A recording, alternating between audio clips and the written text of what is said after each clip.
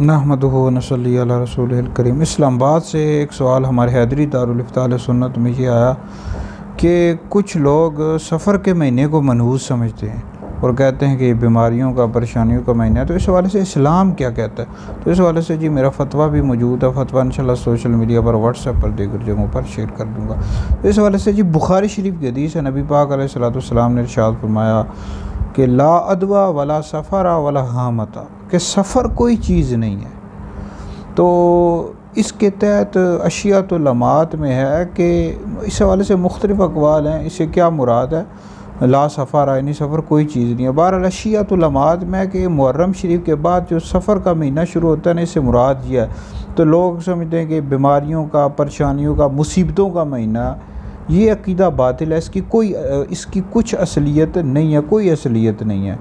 इस तरह फतावा हिंदिया में है कि ये सफ़र का महीना होता है, इसमें लोग सफ़र नहीं करते, निकाह नहीं करते और दीगर काम नहीं करते। वो कहते हैं कि बीमारियों का, परेशानियों का महीना है। कुछ लोग इसको मनहूस महीना समझते हैं और नबी पाक अलैहिस्सलाम की तरफ ये मौजू हदीस मंसूब करते हैं कि हुज़ूर अलैहिस्सलाम ने फरमाया जो सफ़र के महीने के ख़त्म होने की खुशखबरी दे, मैं उसको जन्नत की बिशारत देता हूँ। ये झूठी हदीस है, मौजू हदीस है, इसकी कुछ असलियत नहीं है।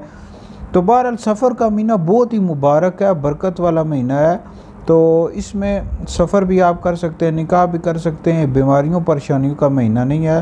तो लिहाजा ये है कि ये बहुत ही मुबारक महीना है, इसमें सारे काम कर सकते हैं। बस अवामुन्नास समझते हैं कि मनहूस महीना है, मनहूस महीना नहीं है। लिहाजा ये वीडियो सुनकर आगे भी शेयर करते हैं, आपके लिए बहुत बड़ा सदका जारी है।